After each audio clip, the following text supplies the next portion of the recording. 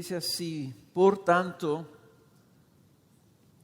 habiendo sido justificados por la fe, tenemos paz para con Dios por medio de nuestro Señor Jesucristo, por medio de quien también hemos obtenido entrada por la fe a esta gracia en la cual estamos firmes y nos gloriamos en la esperanza de la gloria de Dios.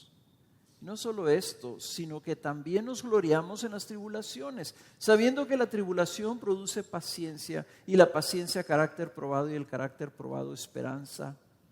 Y la esperanza no desilusiona, porque el amor de Dios ha sido derramado en nuestros corazones por medio del Espíritu Santo que nos fue dado. Porque mientras aún éramos débiles, a su tiempo Cristo murió por los impíos. Porque a duras penas habrá alguien que muera por un justo, aunque tal vez alguno se atreva a morir por el bueno. Pero Dios demuestra su amor para con nosotros en que, siendo aún pecadores, Cristo murió por nosotros. Entonces mucho más, habiendo sido ahora justificados por su sangre, seremos salvos de la ira de Dios por medio de él. Porque si cuando éramos enemigos fuimos reconciliados con Dios por la muerte de su Hijo, mucho más, habiendo sido reconciliados, seremos salvos por su vida. Y no solo esto, sino que también nos gloriamos en Dios por medio de nuestro Señor Jesucristo, por quien ahora hemos recibido la reconciliación. Pueden tomar asiento.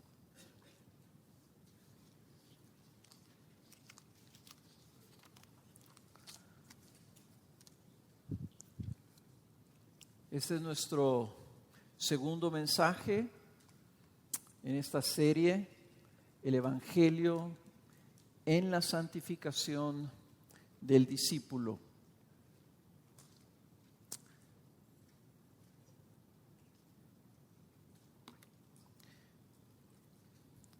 Y este mensaje le he titulado El nuevo reino en su gracia. El nuevo reino en su gracia. Y la semana pasada estuvimos viendo lo que Cristo había hecho por nosotros en la cruz, lo que había logrado en la cruz por nosotros, lo que se ha hecho por nosotros ahorita que celebramos el bautismo. El Evangelio no es lo que tú haces.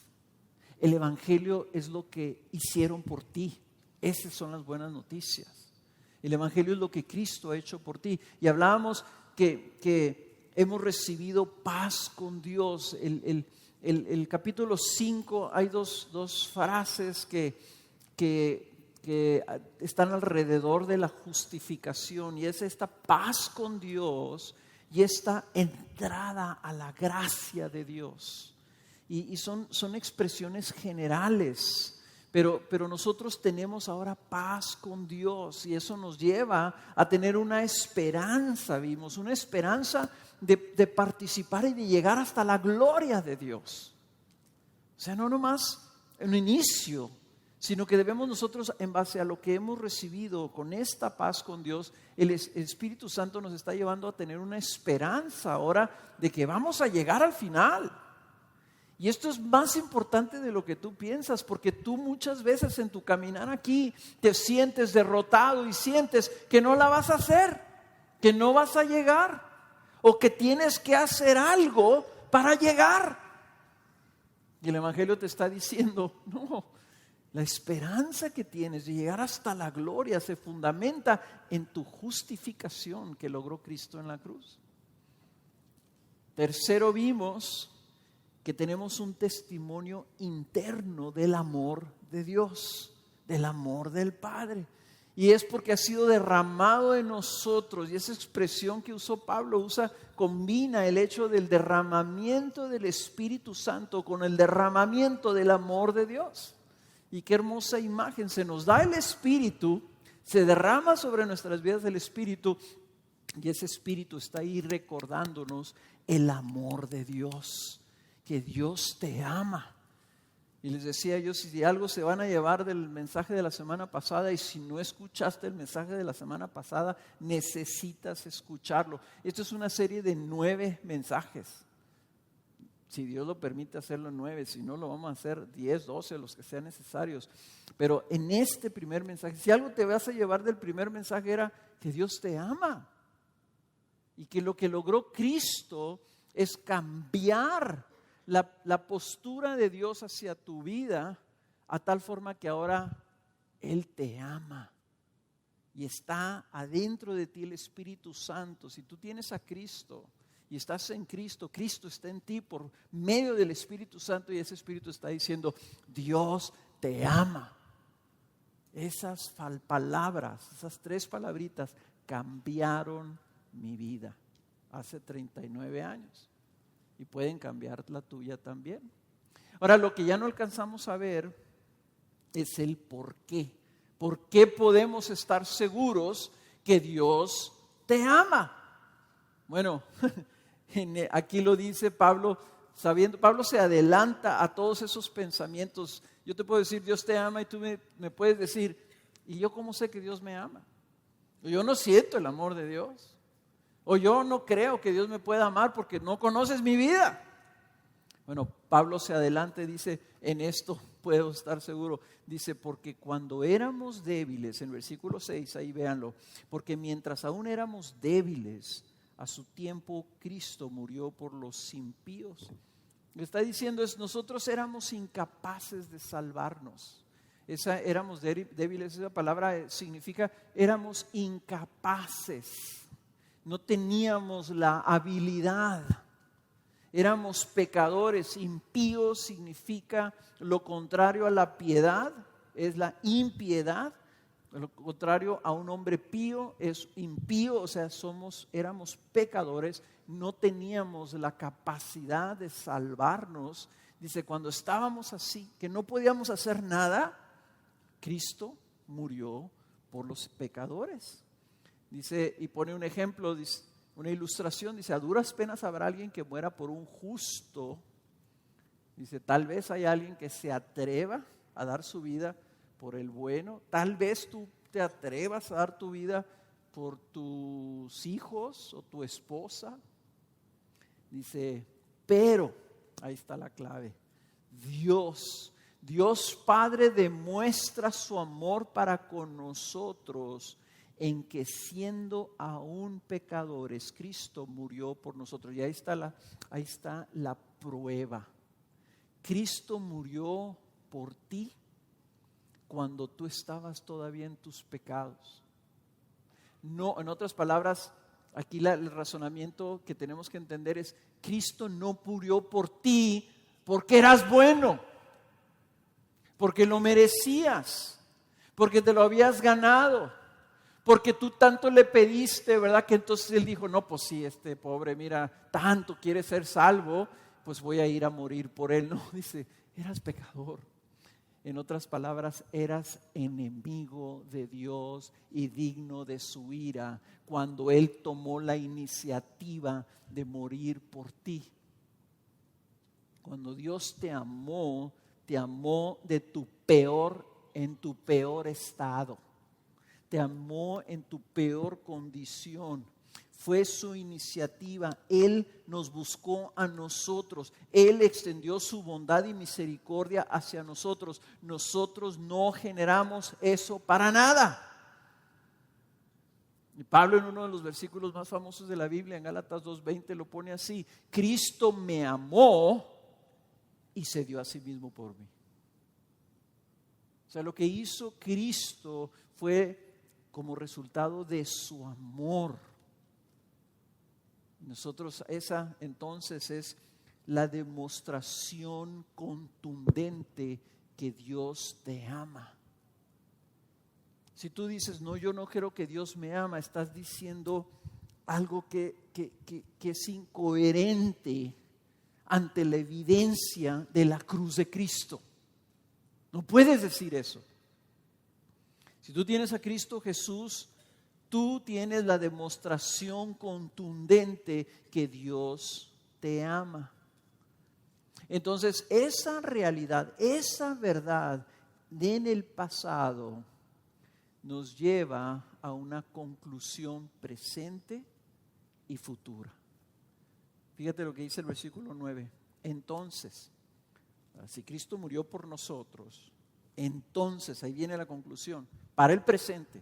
Cristo murió por nosotros en el pasado, para el presente. Entonces, mucho más, habiendo sido ahora justificados por su sangre, o sea, declarados no culpables por la sangre de Jesús, seremos salvos de la ira de Dios por medio de él.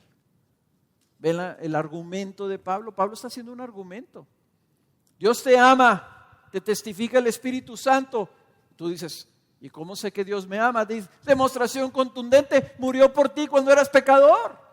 Ahí te demostró su amor, porque te demostró su amor y te amó en lo peor. Cuando eras una piltrafa humana, cuando eras enemigo de Dios, cuando eras como Pablo, que andaba persiguiendo cristianos y para matarlos. Ahí está Dios demostrando su amor por nosotros. Entonces dice, si fuimos justificados por su sangre, seremos salvos de la ira de Dios por medio de él. Seremos. Ahora, esta es una declaración futura que está hablando de nuestro estatus, de nuestra posición legal definitiva delante de Dios. Esto lo vimos también la semana pasada, ¿no? Que hay un cambio posicional, hay una entrada a otro lugar, hay una traslación a otra posición delante de Dios. Y aquí está diciendo Pablo en su argumento, está diciendo, legalmente cambió tu estatus. La fila en la que estábamos, de estar en la fila de los condenados a muerte, nos cambiaron a la fila de los programados para liberación. Es un cambio de estatus de manera definitiva, ya cambió.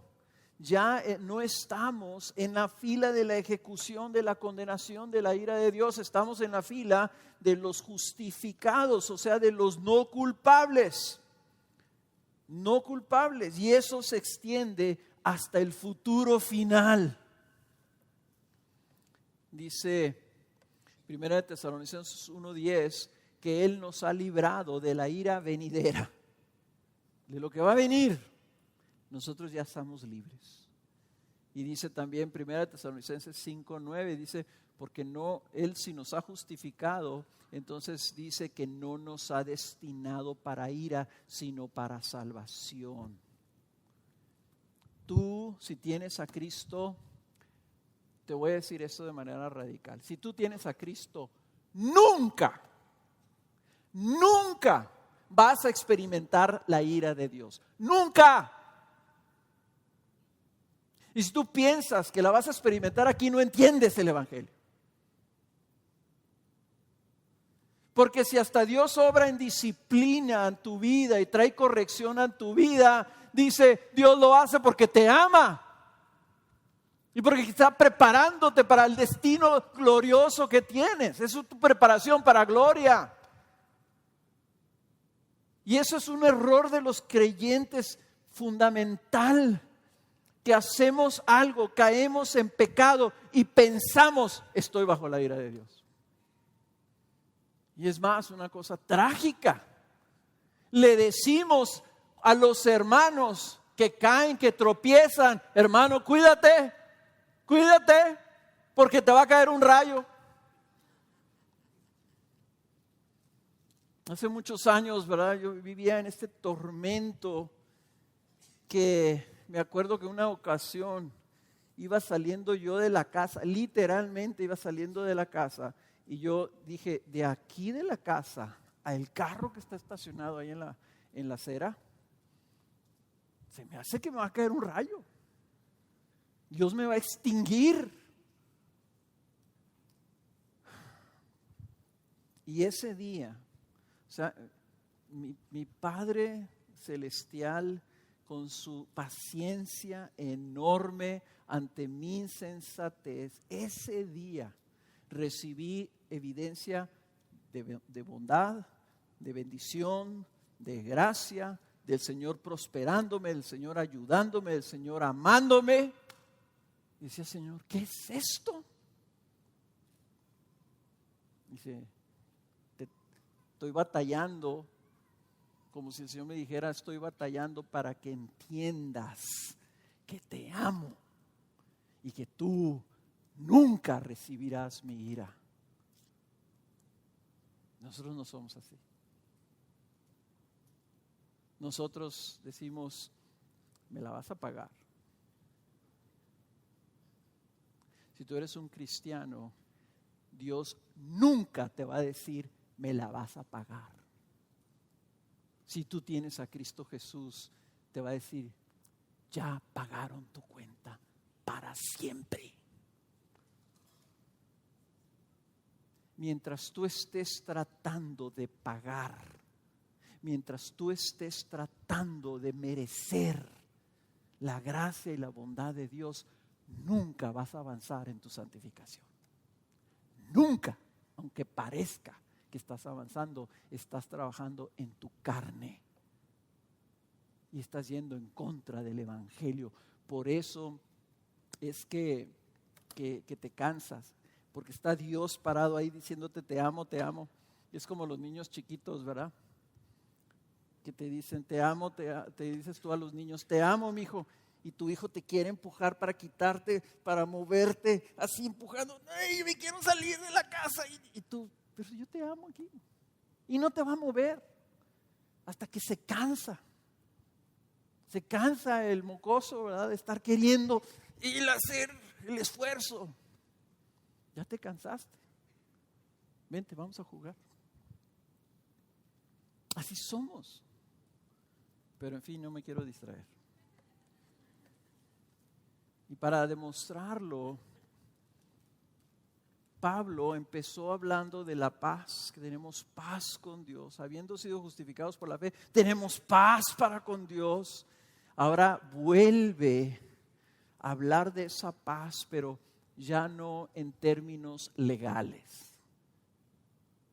Y lo pone de una manera hermosa en el versículo 10. Dice, porque si cuando éramos enemigos, ya no dijo pecadores, dice enemigos, fuimos reconciliados con Dios por la muerte de su Hijo.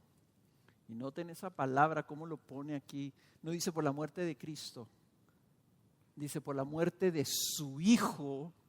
Mucho más, habiendo sido reconciliados, seremos salvos por su vida. Pablo agrega el argumento, está haciendo un argumento y luego le agrega y lo hace más profundo, lo hace más significativo. Dice, es más, esa paz es la reconciliación con Dios, donde tú estabas como enemigo y fuiste reconciliado con Dios de tal forma que ahora te ama. Sucedió algo en el corazón de Dios. Dice 2 Corintios que Dios el Padre estaba en Cristo reconciliando al mundo consigo mismo.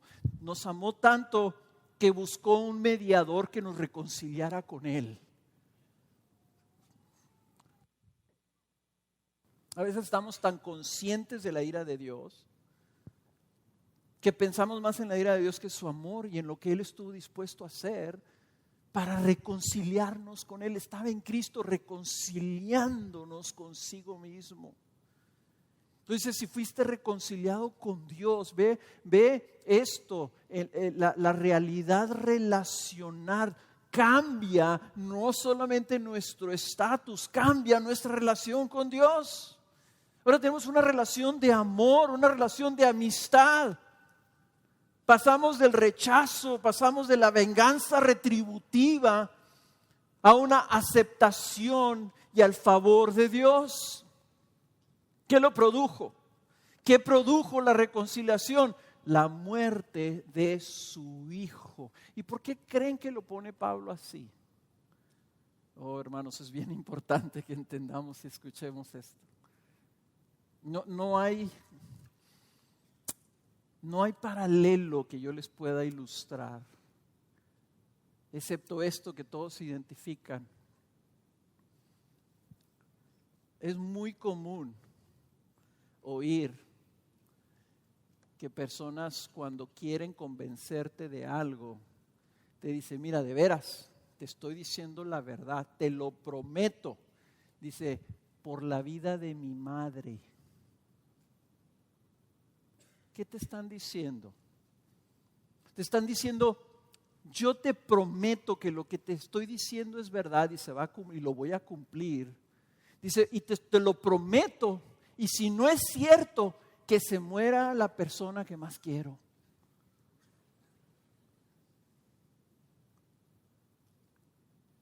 ¿Qué está diciendo Pablo? Está diciendo, Él se reconcilió contigo y te reconcilió a ti como enemigo rebelde, que ibas desbocado al infierno y te paró y te reconcilió con Él. Dice, por la muerte de su Hijo. Adelantito en el versículo 9 dice, por medio de Él. Es Cristo, es lo que demuestra la resolución de Dios, la convicción de Dios, el compromiso de Dios, la promesa de Dios de salvarte, de darte su vida para siempre. En otras palabras, es en base al valor que tiene para Dios la vida de su Hijo, la fortaleza de su promesa. Que la única manera de Dios de cambiar de opinión acerca de su reconciliación contigo es que pueda haber algo más valioso que el propio sacrificio de su Hijo que lo haga cambiar de opinión. Y te voy a decir una cosa, tú no puedes hacer cambiar a Dios. Tú no vales más que su Hijo. Es más, tu peor pecado no vale más que la muerte de su Hijo. Porque cuando estabas en tu peor pecado, Él murió por ti. Ese es el argumento. Entonces, ¿cómo? ¿Cómo puedes pensar que Dios va a cambiar de opinión? ¿Cómo puedes pensar que va a dejar de amarte, que va a dejar de estar en un estado de reconciliación contigo? Porque depende de su Hijo. Por eso es que Romanos capítulo 8 versículo 32 dice una frase que muchos no entienden. Dice, el que no eximió o escatimó ni a su propio Hijo, sino que lo entregó por todos nosotros, ¿cómo no nos concederá también con Él todas las cosas? ¿Cómo no va a ser fiel Dios en salvarte el día final? ¿Cómo no va Dios a amarte todos los días de tu vida hasta que te tenga cara a cara con Él en el cielo? ¿Y cómo termina esta sección, el versículo 11? Y no solo esto, sino que también nos gloriamos en Dios por medio de nuestro Señor Jesucristo, por quien ahora hemos recibido la reconciliación. Pablo está diciendo, por eso entonces es que nos podemos gloriar en Dios. ¿Saben qué significa? Significa que en tus peores días, en esos días en que ni tú te aguantas, ni tú te quieres, si dependiera de ti, te lanzabas tú mismo al infierno. En tus peores días, tú te puedes gloriar en tu Dios que te ama, en tu Dios que se reconcilió contigo. Tú puedes decir, gloria a Dios, pero Dios me ama, pero Dios está a mi favor, pero Dios me recibe en amistad. Nos gloriamos en nuestro Dios. nos podemos gloriar en nuestro Dios.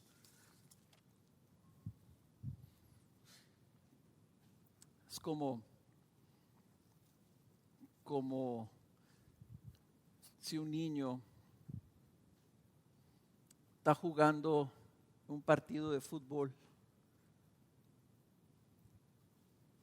y le lanzan un pasecito, estando él solo delante de la portería, y no tiene alusión a que México perdió ayer ni nada. Le lanzan un pasecito así, rodando. El portero está vencido, caído del otro lado de la portería. El pasecito viene delante de sus pies y el niño está delante de la portería solo. Y le tiran la patada y abanica. Y la pelota sigue su curso y se va para el otro lado. Y todo el equipo, todos los papás de los otros niños, hasta los contrarios, los árbitros, todos diciendo, pero qué oso, pero qué barbaridad, pero qué tontería, pero qué error, qué falla. Y todos vienen contra él y lanzan insultos. Hasta el vendedor de paletas está diciéndole cosas ahí. Y el niño se voltea y voltea a ver a sus padres que están en la orilla y dice, pero veo a mi padre y veo una sonrisa en su rostro. Él me ama. Él me ama y no le importa que yo haya abanicado. Me sigue amando y me va a amar para siempre. Eso es gloriarse en Dios. En los peores días, en tu peor momento, en el más vergonzoso, más penoso, más humillante, tú puedes voltear a ver a tu Padre y verlo sonreír a tu vida y decir, pero yo te amo, te sigo amando. Y tú dices, pero no puede ser, ¿debes estar enojado conmigo? No, yo di a mi hijo cuando tú eras mi enemigo y me reconcilié contigo en base al valor de lo que significa esa muerte. Nada que tú hagas me puede cambiar de esa postura, porque yo sigo recordando y viendo esa muerte. Entonces, hermanos, si tenemos eso, entonces nos podemos gloriar. Y ya sé lo que estás pensando, ¿verdad? Porque también Pablo lo sabía. Y luego dices tú, pero ¿y entonces? ¿Y la presencia del pecado en mi vida? ¿Y yo todavía me equivoco y mis fallas no importan? ¿Cómo le hago? ¿Cómo vivo? ¿Cómo hago que esto sea realidad en mi vida? Y entonces Pablo te dice, pues mira, el problema es aún mucho mayor de lo que pensabas y la promesa mucho mayor de lo que hasta ahorita estás entendiendo. Entonces continúa el apóstol Pablo con una expresión en el versículo 11 que nomás como agregándole más a lo que hasta ahorita nos ha traído. Así que mira, vamos a leer estos 10 versículos del 11 hasta el final. Y dice Pablo, y no solo esto, sino que también nos gloriamos en Dios por medio de nuestro Señor Jesucristo, por quien ahora tenemos recibido la reconciliación. Por tanto, tal como el pecado entró en el mundo por un hombre y la muerte por el pecado, así también la muerte se extendió a todos los hombres, porque todos pecaron. Pues antes de la ley había pecado en el mundo, pero el pecado no se imputa cuando no hay ley. Sin embargo, la muerte reinó desde Adán hasta Moisés, aún sobre los que no habían pecado con una transgresión semejante a la de Adán, el cual es figura del que había de venir. Está diciendo, Entonces, por tanto, hay pecado en el mundo y hay pecado en tu vida y hay pecado, y déjame explicarte de dónde viene todo esto. Dice, pero no sucede con la dádiva como con la transgresión. Sin embargo la muerte reinó, Sin embargo la muerte reinó desde Adán hasta Moisés, aún sobre los que no habían pecado con una transgresión semejante a la de Adán, el cual es figura del que habrá de venir. Pero no sucede con la dádiva como con la transgresión, porque si por la transgresión de uno murieron los muchos, mucho más la gracia de Dios y el don por la gracia de un hombre, Jesucristo, abundaron para los muchos. Tampoco sucede con el don como con lo que vino por medio de aquel que pecó, porque ciertamente el juicio surgió a causa de una transgresión, resultando en condenación, pero la dádiva surgió a causa de muchas transgresiones, resultando en justificación. Porque si por la transgresión de uno, por este reinó la muerte, mucho más reinarán en vida por medio de uno, Jesucristo, los que reciben la abundancia de la gracia y del don de la justicia. Vamos dejándolo hasta ahí. Lo que está diciendo Pablo ahora está ampliando teológicamente este argumento para que nosotros entendamos la dinámica de lo que es nuestra vida y podamos ver la amplitud de la promesa de Dios. Entonces empieza aquí hablando en el versículo 12 de cómo entró el pecado al mundo, y lo que está hablando es de la caída de Adán. Dice, entró el pecado al mundo por este problema de que todos nacemos en pecado y todos pecamos. Son dos cosas: nacemos pecadores y luego todos vamos y damos expresión a esa naturaleza caída y pecamos. Y dice, pero el problema viene por Adán. En otras palabras, está en nuestra simiente, está en la simiente de Adán, está en lo que heredamos de parte de él. ¿Y por qué es importante esto? Esto es importantísimo, hermanos. Lo que está él diciendo es que hay un principio de representación en Adán. En otras palabras, está usando el argumento él, demostrando de dónde viene el pecado. El pecado viene por herencia. El pecado viene porque Adán hizo una cosa que a nosotros nos está afectando. Él representaba a toda la raza humana en el jardín del Edén. A él se le dio un estatus privilegiado, era un virrey en la tierra. Dijo, aquí te doy todo esto para que tú lo administres, para que tú lo manejes, para que tú lo prosperes, para que tú te multipliques y reproduzcas toda la riqueza que está aquí que te estoy dando. Y a Adán se le dijo, solamente te voy a pedir una cosa: de toda esta libertad que tienes, de toda esta prosperidad que tienes, de toda esta riqueza que tienes, hay una sola cosa que te voy a pedir: que no comas de este árbol. Y Adán, por medio de su esposa, comió de ese árbol.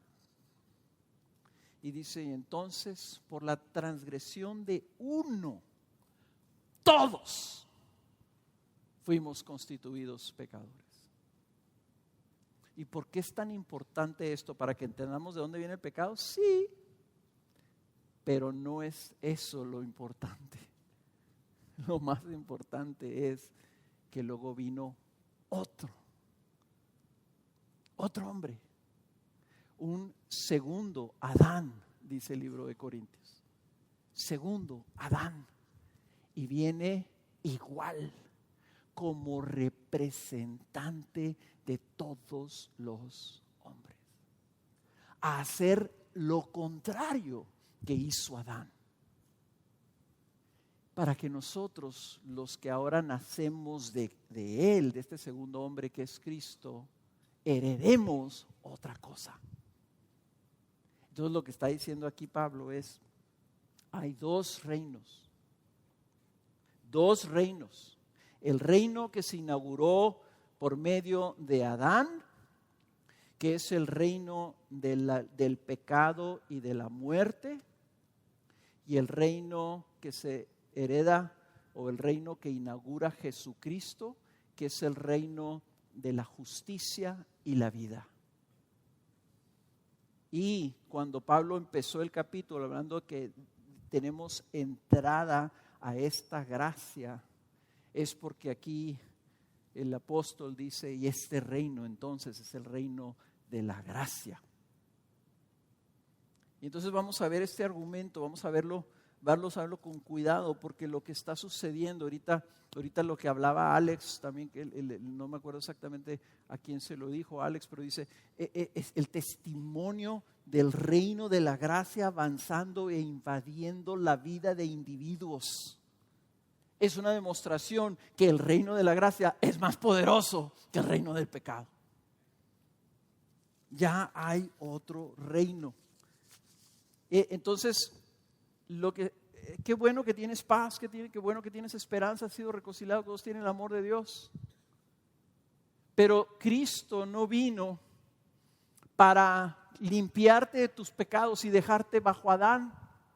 En otras palabras, la salvación hubiera sido incompleta si simplemente te lavan de tu pecado y te vuelven a dejar en el Edén.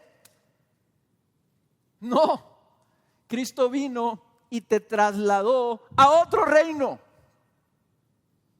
Piénsalo así. ¿Por qué tanta gente se quiere meter a Estados Unidos? ¿Por qué tanta gente quiere brincarse la barda e irse para allá? Vienen de Centroamérica y dicen las madres, yo estoy dispuesta a pagar lo que sea, mi propia vida, con tal de hacer que, cuando menos que mi hijo salga de esta zona de guerra horrible, de pandillas, de muerte, de violencia, de injusticia, y lo traiga yo a Estados Unidos donde va a estar a salvo. ¿Por qué todo el mundo quiere emigrar a otros países? Porque en otros países viven en miseria, o viven en violencia, o viven en opresión, o viven bajo un dictador, o viven bajo guerra, bajo muerte. Y quieren irse a un país en donde haya paz, donde haya justicia, donde haya prosperidad, ¿verdad? Entonces, si tú estás, y si yo te estoy diciendo, tú vas a tener vida, y tú vas a tener prosperidad, y tú vas a tener buena onda, pero tú vas a tener que estar viviendo en ese país donde está lleno de guerra y violencia y justicia. Dios no hace eso, sino que Dios te toma y te traslada y te pone en un reino de gracia. Mire el argumento. Dice, versículo 15, vamos a ver desde el 15. El versículo del 12 al 14 te está diciendo que desde que vino Adán se hereda el pecado, aún hasta los que no tuvieron ley, de todas maneras se murieron. Todo el mundo se murió. Inclusive desde Adán hasta Abraham se veía cómo se iban muriendo cada vez más pronto, más pronto, más pronto, más pronto. Pero dice, el pero empieza en el 15. No sucede con la dádiva como con la transgresión. Ah, caray. O sea, en Adán hubo una transgresión, hubo un pecado. Pero dice, hubo una dádiva, hubo un regalo, hubo algo que se está dando, se está regalando. Y dice, porque si por la transgresión de uno murieron los muchos, mucho más la gracia de Dios. La dádiva es la gracia de Dios, y el don por la gracia de un hombre, Jesucristo, abundaron para los muchos. Está haciendo una comparación y un contraste entre Adán y Cristo. Por Adán, por una transgresión, entró la muerte. Murieron muchos, murieron todos. Por la obra de Jesucristo llegó un regalo, llegó un don a tu vida, dice, y por ellos entonces abundó esta gracia para muchos. Dice, tampoco sucede con el don como lo que vino por medio de aquel que pecó, porque ciertamente, ¿qué surgió con lo que él pecó cuando pecó Adán? Dice, surgió ciertamente el juicio. Hubo un juicio sobre los hombres, una maldición que vino, que es el juicio que trae como consecuencia la muerte, dice, resultando en condenación. Lo que el reino del pecado y la muerte encuentras juicio y condenación. Pero, aquí está la comparación, la dádiva surgió a causa de muchas transgresiones, resultando en justificación. O sea, la dádiva es la gracia de Dios que resulta no en juicio, no en condenación, sino justificación. Y continúa, porque si por la transgresión de uno, por este reinó la muerte, ahí está el reino, mucho más reinarán en vida por medio de uno. ¿Quién? Jesucristo, los que reciben la abundancia de la gracia y del don de la justicia.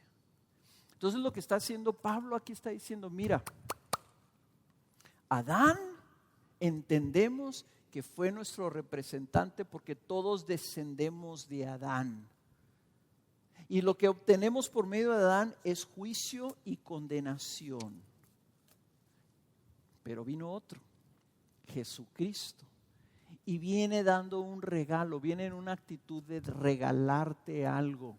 Te regala algo y eso resulta en justificación y justicia en lugar de condenación y juicio.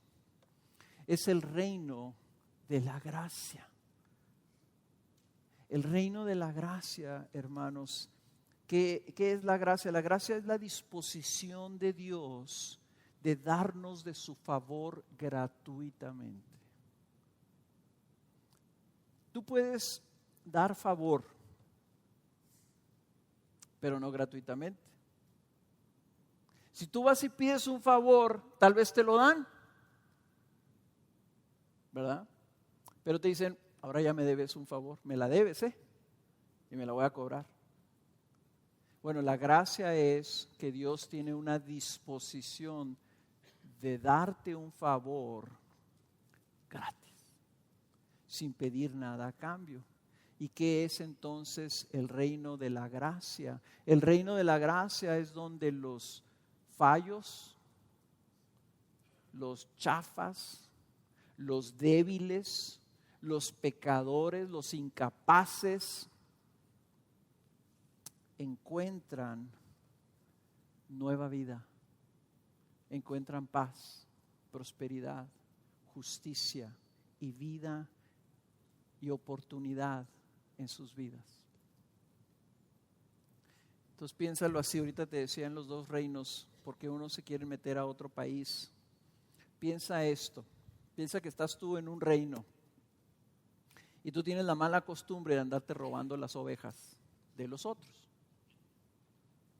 Entonces te agarran y te llevan ante el rey, ¿ok? Y este es un rey tremendo, implacable. No, pues lo agarramos robándose una oveja. ¿Eres culpable? Pues sí, me agarraron con las manos en la masa. La oveja estaba en mi casa. Ya estaba listo yo para comérmela. Ok, bueno. Como causa de eso, mi juicio contra ti es, te vas a ir a la cárcel. Y con trabajos forzados vas a estar ahí hasta que pagues 10 veces más el valor de esa oveja para que se te quite el andar robando. Y te mandan a la cárcel. Y todos los días tú sales a picar piedras con un palito hasta que acumules suficientes méritos, ¿verdad? Para que te perdonen y te dejen salir de la cárcel, que probablemente sea nunca. La gracia de Dios, la dádiva de Dios, es que viene Cristo Jesús, le paga al rey malvado las 10 ovejas que tú debes, va a la cárcel, abre la cárcel y te dice, no solamente pagué tu deuda, sino que ahora te adopté y te traigo para que tú vivas ahora en mi reino. El reino de la gracia. Y todos podemos entender eso, ¿verdad? El sacrificio de Cristo, cómo nos sustituye y paga por nuestra culpa, etcétera. Que somos libres de la culpa, somos rescatados. Pero no entendemos el principio de representatividad. Ahora tú estás viviendo bajo el reino de la gracia. Y hay otro rey ahí. Y tú, como estabas acostumbrado a robar ovejas, pues ves un vecino que tiene unas ovejas muy bonitas y te la vuelves a robar. Cuando que acá, ya en este otro reino, tú estabas prosperando y te estaban saliendo las ovejas bien bonitas también. Pero a ti te gusta y te sabe más sabroso cuando te robas la oveja. Y te vuelven a agarrar en las manos en la masa y te llevan ante el rey. Y te dice el rey, ¿eres culpable? Pues sí, me agarraron con las manos en la masa. Ok. Y te dicen, ¿y por qué te la robaste? Pues es que así soy yo. Pues estoy acostumbrado a robar. Me gusta robar. Ok. Te dice el rey de la gracia. Mira, no te voy a mandar a la cárcel. Porque aquí todas las ovejas son mías. Aunque se las haya dado yo a otros. Así que, es más, no te voy a cobrar la oveja que te robaste. Te voy a regalar 10 ovejas para ver si se te quitan las ganas de andar robando. ¿Ok? O sea, te perdono el robo, no eres culpable, te voy a dar 10 ovejas. Y además, mi hijo me está diciendo, papá, y si vuelvo a robar las otras 10, yo las pago. De las que me has dado a mí, dáselas a él.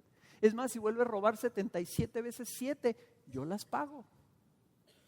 No se las cobres a él. Toma de las mías y regálaselas a él.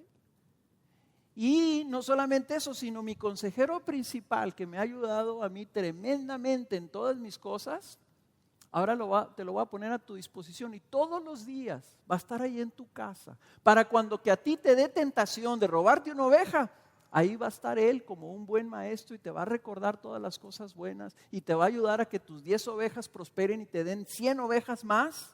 Y lo vas a tener ahí contigo para que te ayude. Y esperemos que en un corto tiempo ya no te queden ganas de andar robando ovejas. Y tú dices, no puede ser tan bueno. Y Pablo nos está diciendo, eso y más. Porque nosotros no entendemos que lo que Cristo hizo no solamente es una reconciliación condicional, sino que nos trasladó a otro lugar en donde las cosas se hacen diferente.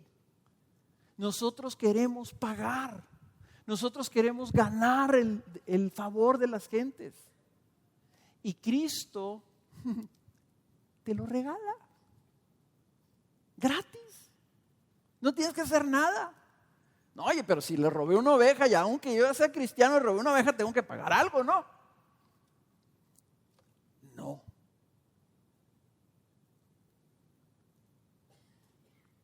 Y yo sé que están pensando muchas cosas. Pero mira, lo que dice aquí no solamente te da esa justificación, sino, y usa el palabra, cuando habla de dádiva, usa la palabra caris, que es un regalo gratuito.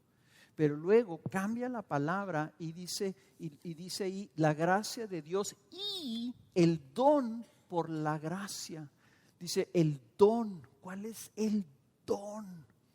Vean el final del versículo 17. Reinarán en vida los que reciben la abundancia de la gracia y del don de la justicia. Y ese don es otra palabra. Es la palabra dorea, que significa un don espiritual de parte de Dios. Y la Biblia menciona 4 de esos dones. Usa esa palabra específicamente para regalos que vienen de parte de Dios. Y te voy a decir cuáles son esos 4 regalos. Uno de ellos es la vida eterna. Es un don, es un dorea de Dios que se te regaló, ya lo tienes. Número 2, el Espíritu Santo es un dorea, es un regalo que Dios te dio. Ya lo tienes. Aquí estamos mencionando el don de la justicia. La justicia de Dios ya lo tienes. Y el cuarto de ese don es la gracia para que tú puedas llevar a cabo tu ministerio en este mundo. Es un dorea. Lo que te está diciendo Dios es: no solamente te traslado, sino que te lleno del don de la justicia, de tal forma que ahora tú ya eres otra persona. Ahora tú puedes reinar en vida. ¿Cómo? Porque hay un principio dentro de nosotros. Miren, híjole, me siento súper incapaz de explicar esto. Pero Pablo lo trata de explicarnos de esta manera. Tú naciste de Adán y no puedes evitar pecar, ¿verdad? No puedes evitarlo, ¿verdad? Alguien que pueda aguantar un día completo sin pecar. Ni tu abuelita, por muy piadosa que sea. No puedes evitarlo. Ok, tienes un principio de pecado dentro de tu naturaleza, ¿verdad? Y dice Pablo: ¿y Cristo? Él también muere y obedece en tu representación. ¿Qué te da Él? ¿Qué te hereda Cristo? Y dice Pablo: te hereda el don de la justicia. Y nosotros nos quedamos a veces cortos, porque sí decimos: sí, yo recibí la gracia de la justificación, pero nos quedamos cortos y no pensamos: pero también recibí un don, el don de la justicia. En otras palabras, Cristo en mí ahora me ha cambiado, que ahora quiero hacer las cosas de Dios. Quiero obedecer a Dios. No quiero pecar. Ahora me gustan las cosas de Dios. Me gusta la palabra de Dios. Me gusta alabar a Dios. Me gusta obedecer a Dios. Es un principio adentro del creyente que amamos los mandamientos de Dios. En otras palabras, hermanos, ¿cómo te lo pongo? Te voy a decir algo y te vas a asustar. Ya no eres fundamentalmente un pecador. Ya no debes identificarte, decir: no soy más que un pecador empedernido. Pues si estuvieras todavía en el otro reino bajo Adán, eso serías. Pero si tú estás en Cristo, si tú tienes a Cristo, heredas de Cristo, has nacido de Cristo, tienes a Cristo, tienes el don de la justicia, y tú eres fundamentalmente ahora un hijo de Dios. Y amas la justicia porque Él mismo está obrando en tu vida para producir esto. Todo ha cambiado. Estás en otro lugar, estás en otro reino y tienes otros dones que antes no tenías. Y esto es así como que, o sea, que yo puedo obedecer a Dios. Pues entonces, si no, ¿para qué vino Cristo? ¿Para dejarte en tu pecado? ¿Para dejarte en el reino del pecado y de la muerte? No, Él vino para cambiarte y quitarte de ahí y ponerte en un lugar en donde tú puedes reinar en vida. Descríbeme lo que es reinar en vida, viejo. Vas a reinar en vida. O sea, no vas a estar derrotado. Vas a vivir en victoria, en prosperidad, en paz. Y tú dices: pero es que yo batallo con mi pecado. Pero tienes el principio de la justicia en ti ya. Es una cosa tremenda, hermanos, esto. Vean lo que cómo continúa. Y acá lo pone hasta más radical. En el versículo 18 dice: tal como por una transgresión resultó la condenación de todos los hombres, así también por un acto de justicia La obediencia perfecta de Jesucristo resultó la justificación de vida para todos los hombres. Y no está diciendo aquí que todos los hombres han sido justificados, sino que todos los que son justificados son resultado del acto de justicia de Cristo. Lo que está comparando es la representatividad. Está comparando, así como Adán hizo esto y produjo esto, Cristo hizo esto y produjo esto.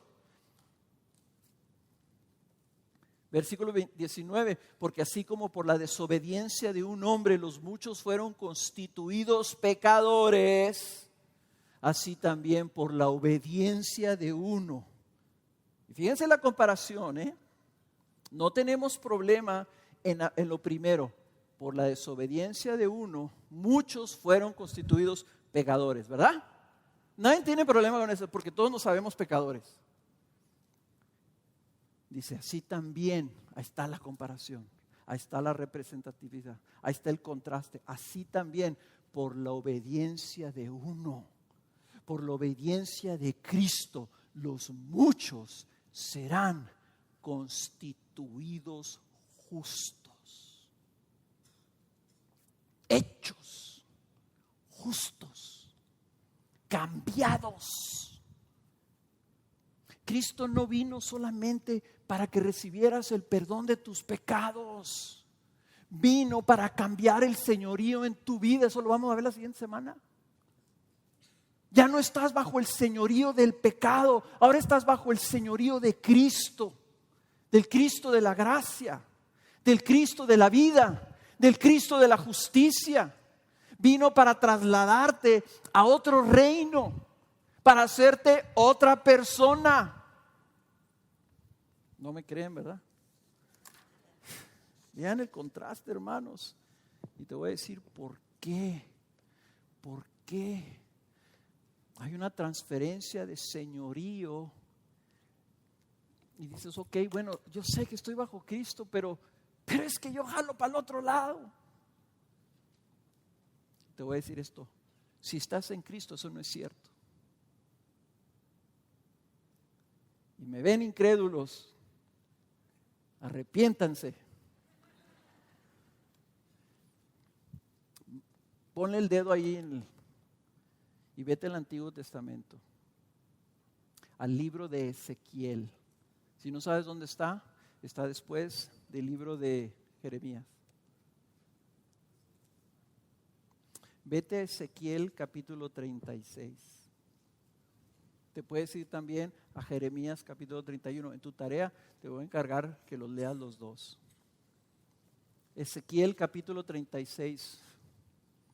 No sé en qué página está en tu Biblia, pero está después de Jeremías, después de Lamentaciones y antes de Daniel. ¿Ok? Si tienes una Biblia igual que la mía, está en la página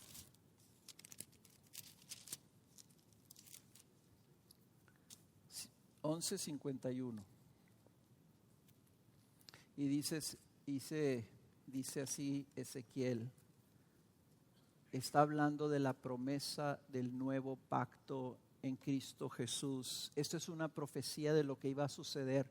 Dice Dios, entonces os rociaré con agua limpia y quedaréis limpios. De todas vuestras inmundicias y de todos vuestros ídolos os limpiaré. Y todos decimos amén. La justificación te limpia de toda tu culpa. Pero, dice esta palabrita 26, en el versículo 26, además, se nos olvida el además. Os daré un corazón nuevo y pondré un espíritu nuevo dentro de vosotros.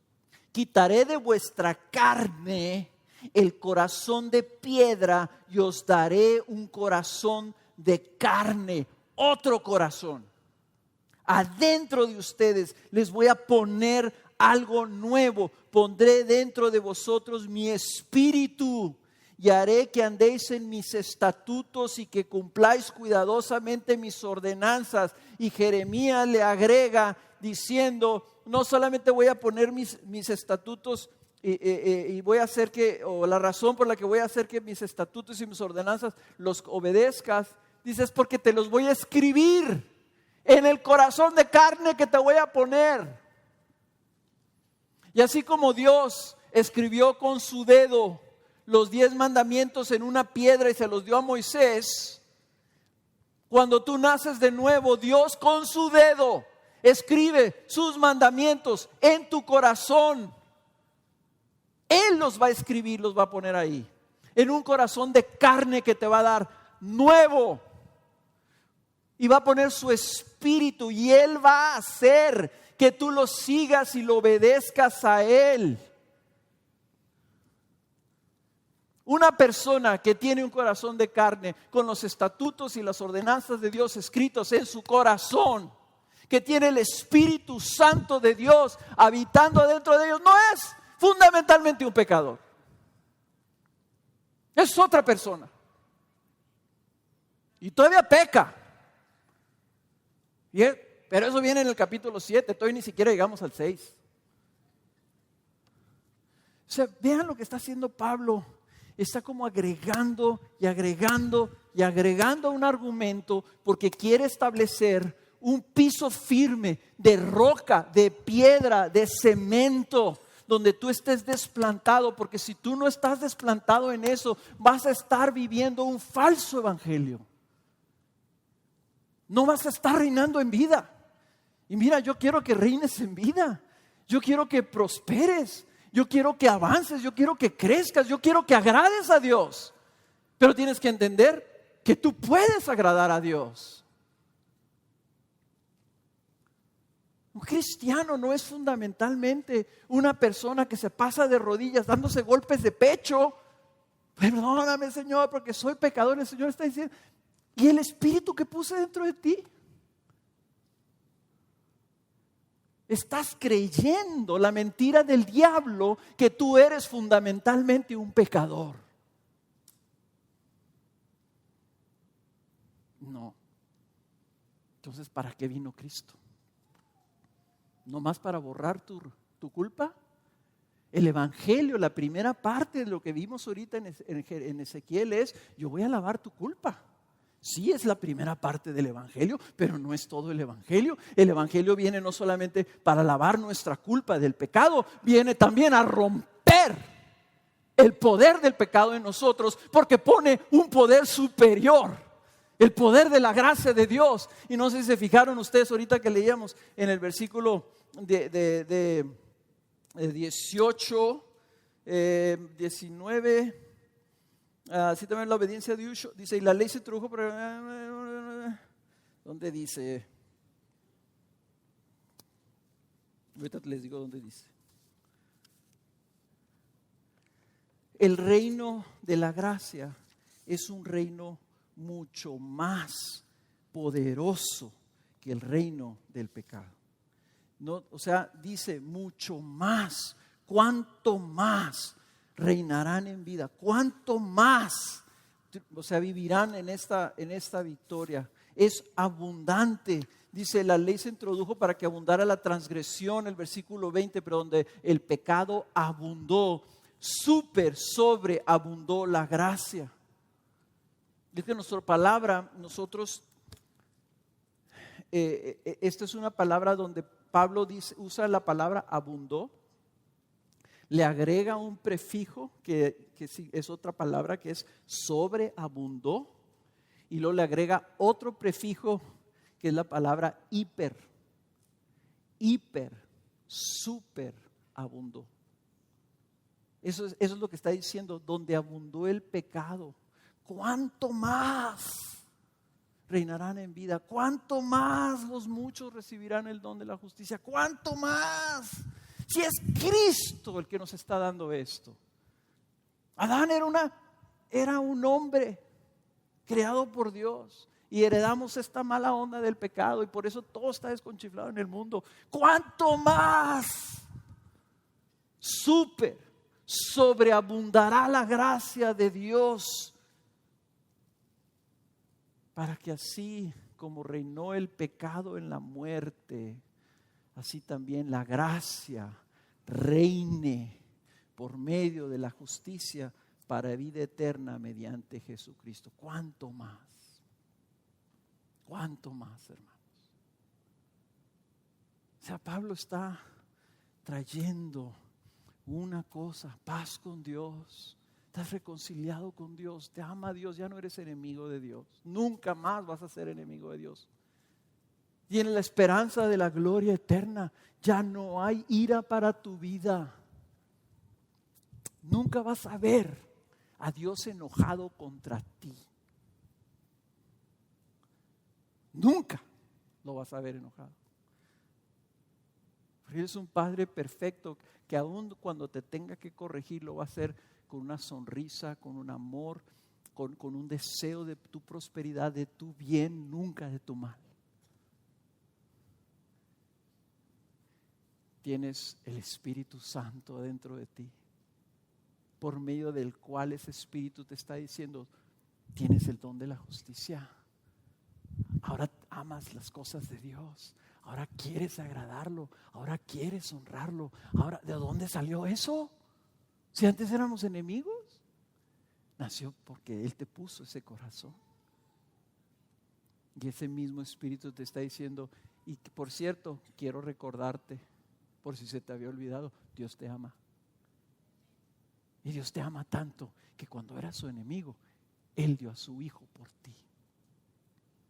Así que la única manera que lo vas a cambiar es si pasa algo más grueso para Dios que la muerte de su propio Hijo, que Él mismo entregó. Esa es la única manera de que Dios no cumpla esa promesa. Y no solamente eso, ya vives en el reino de la gracia. Ya no estás en el reino del juicio. Ya no estás esperando pagar. Ahora estás en esto. Y sea lo que signifique eso, no significa ni juicio ni condenación. Significa justicia y vida. Y ya estás ahí. Y la buena noticia, hermanos, es que en el capítulo 6 le agrega más. Como si eso no fuera suficiente para entusiasmarnos y emocionarnos y decir, claro, Señor, si nos has dado todo esto, ¿cómo no puedo entonces vivir mi vida reinando en la gracia? Reinando tu gracia sobre mi vida y yo reinando en la vida en justicia.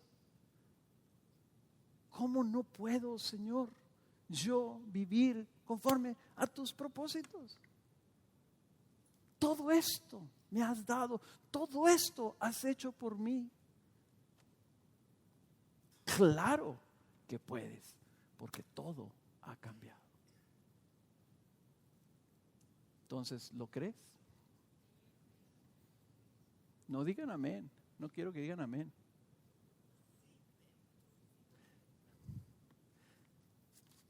Te voy a decir una cosa.